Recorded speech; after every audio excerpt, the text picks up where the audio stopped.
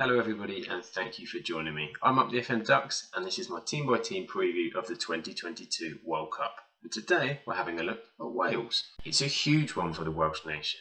They haven't performed in a World Cup for 64 years, which means you've got generations of Welsh fans that have never known or seen their nation participate at the big event. How far can Wales go this year? We're going to take a little look. You can catch my other team previews and analysis on the channel. And if you'd be so kind to drop a like and a subscribe, that would clearly make you a World Cup legend. So let's have a little look at Wales and dive in. Wales, without doubt, is a country full of pride and passion.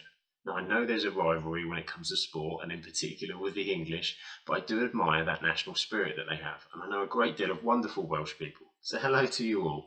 This year alone, I've had 4 separate events in Wales to visit, so I've got to see so much of the country, including Cardiff and Swansea. Their incredible passion for rugby does not diminish their want for the football to do well. I couldn't help as well to put a picture of the legend that is Tom Jones, of course. His name is synonymous with Wales. He's 82 and still an absolute pitcher with a phenomenal voice. He'll be hoping to sing some Welsh classics, I'm sure, this winter. As we already mentioned, it's the first appearance seen by Wales at a World Cup since 1958, marking 64 years as we said before. Failing so many times to qualify, Wales have actually in recent years managed to qualify for 2 successive European Championships, including a tremendous performance in 2016, where they reached the semi-final and provided a huge upset in knocking out one of the favourites, Belgium, in the quarter-finals. Anything similar to that in Qatar will be a hero's welcome for the Welsh players on their return home. The man who has masterminded Wales to their first World Cup in over half a century is Rob Page, who's been in charge of the Welsh national team since 2020. His first major tournament was the delayed Euro 2020 last summer, where he navigated a tough group to qualify, where they drew with Switzerland, beat Turkey, and despite a 1-0 loss to the eventual champions Italy, they managed to qualify in second place. Ultimately, the Welsh failed to Denmark in the last 16, but Page will get another shot now on the world stage. The Welsh Football Association obviously trusts in him as they've given him their full backing with a 4-year contract just signed in September. His win record isn't particularly spectacular at 36%, however, a number of these have been drawn games, as Wales have shown themselves at times difficult to beat. Wales were faced with a tough prospect to qualify for the 2022 World Cup, with Belgium always expected to take the top spot due to their talent and squad depth. Fortunately, the format allowed 2 teams in second and third to qualify for the playoffs, which Wales and Czech Republic duly did, so they were much better than the other 2 teams in their group, Estonia and Belarus. For the playoffs, 4 teams had to earn their right to claim just 1 spot, with Austria seen off in the semi-final thanks of course to Gareth Bale, a brace this time. It was down to a one-off game with Ukraine to book their path. It was an emotionally charged game enlarged down to the war back at home for Ukraine. It was the Welsh and Gareth Bale again who secured their place at the World Cup for the first time since '58. After a loss initially to Belgium, which is perfectly understandable with the quality of that team, Wales then went on an unbeaten run for the remainder of the qualification period, coming out on the right side of tight matches against Czech Republic and Belarus before 2 draws against Estonia and Czech Republic midway through. They then finished strong against Estonia and Belarus as well as a draw against Belgium, bringing momentum into the playoffs, finishing second place in the group. Post-qualification, however, Wales faced a very difficult Nations League group which filled the gap between the qualification and the World Cup, suffering double defeats against Netherlands and Poland, as well as a loss and a draw against Belgium again. With the World Cup planted right in the middle of the season, Wales will only play 1 more quick warm-up game before the tournament begins, against Uzbekistan of all teams, which is surely only going to be a tune-up at best. Now, looking at how the Welsh line up, in most recent games, Rob Page has opted for a 4-4-2 style formation, with Gareth Bale effectively in a free roll style up-front striker position, so it converts quite a bit between formations. But that still has to be the plan to try and get the X-Factor out of their main man. In goal will likely be Mr. Experience, Wayne Hennessy, as he looks to have jumped ahead of Danny Ward in the recent games, although the latter did have a very good Euro 2020 tournament. Defensively, Nico Williams has really shone through, and he could be used as more of a wing-back if Page opts for a 3-5-2 formation, which he has done on occasion. But with 4 at the back, it's usually been Connor Roberts, Chris Mepham, Joe Rodon and possibly Ben Davies at left-back. Midfield, I have put Aaron Ramsey in, although he could likely impact from the bench, as Ethan Ampadu and Joe Morrell have got a lot of game time. Also in consideration are Harry Wilson, Matthew Smith and Dylan Levitt, who could feature.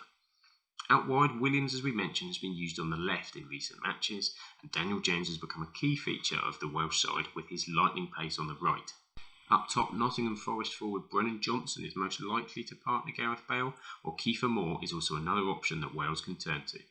So who are the key players for Wales? Well, you have to start with a man who's not just captain, all-time record goal scorer, and so much more as well. Gareth Bale, remains Wales' undisputed talisman. The 5 times UEFA Champions League winner and 3 times FIFA Club World Cup champion often tends to save his best and most influential performances when he's wearing that red shirt. I'm sharing with you here attributes from Football Manager. It's from their player profiles, and it just gives you a flavour of how they're rated in the game. If you're unfamiliar with Football Manager, the attributes that you see in bold are the ones that link to their key position and where they prefer to play the best. Football Manager is clearly looking at Bale's age when you look at his declining physical attributes, as once upon a time he was electrically quick, but he still maintains that dangerous long shot and technique. Bale himself has never hid the extra energy that he finds when he puts on that national team shirt. He said, when a fan plays for your national team, you kind of bring that passion with you, he said. It's such a special bond between the players, the staff, the fans, even the media are a little bit nicer to us. It's just a special country to be a part of. Given all of that and his advancing years, a World Cup should be the perfect stage on which to showcase and savour Bale's talent one more time. Aaron Ramsey has amassed 75 caps for his country and surprisingly only 31 years old. It appears that he's been around a lot longer. Long considered the Robin to Bale's Batman, if you will, the two have arguably been Wales' best players in the last decade. Ramsey was widely considered Wales' best player when they reached the semi-finals at Euro 2016 and starred again at Euro 2020, serving up vital goals in qualifying. A succession of Welsh coaches have built their midfield engine rooms around this multi-talented man. Now, Gary Speed made Ramsey captain when he was still just 20, Chris Coleman lauded him as world class, and Ryan Giggs said he had the talent to play anywhere in Europe. Juventus agreed in 2019, making him one of the 10 highest paid players when he signed from Arsenal, but it was a spell that didn't really work out.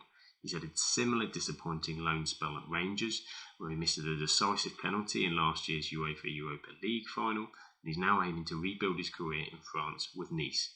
He'll be hoping for some good form coming into the tournament. Nico Williams joined Liverpool at the age of 6. His problem at the stage he was reaching his development on Merseyside was he was never going to displace Trent Alexander-Arnold at right back. Klopp said it wasn't easy to let him leave, but he deserves to be playing regularly and he's earned the right to be ready for his international team for the World Cup, as he sanctioned a £17 million move to Nottingham Forest in the summer. Klopp added he's a very bright and exciting talent, and arguably one of Wales' best exciting players coming through. It'll be interesting to see whether he can shine in Qatar. Whether it's as a fullback, a wing-back on the right or left, Williams brings athleticism, ball-carrying ability, and genuine attacking threat in wide areas. Those attributes and the youngster's burning desire to make an impression on the global stage ensures that he'll be well worth watching when Wales make their World Cup return. Now, looking at the tournament itself and the matches that the Welsh face, opening with USA will be very interesting. Currently the odds are undecided who's the most likely on paper to join England in the knockout stages, not that that's always how it works out. The Welsh have been waiting for such a long time for this tournament and will be a feisty opposition for anyone in Game 1, while America have been slowly growing their national team ahead of North America hosting the next World Cup in 2026, but with some fallouts with the manager, concerns over team formation, Wales are going to be a tricky opponent for them. Iran are expected to be bottom of Group B, but it doesn't always work out that way.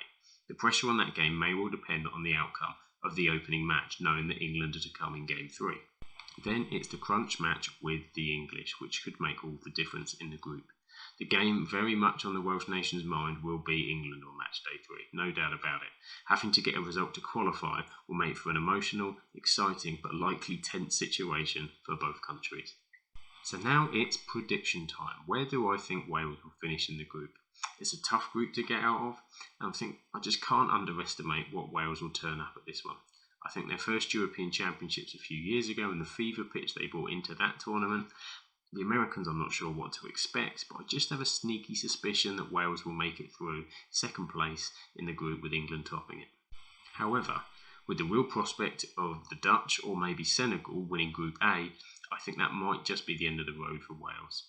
Although Welsh fans, if you make the knockout stages, is that seen as a good tournament for you? Let me know in the comments. And with that, I thank you for taking the time to watch this preview and be with me today. If you want to enjoy more of my team previews, they're available on the channel. Check the links here, make sure you subscribe, and I hope to catch you next time.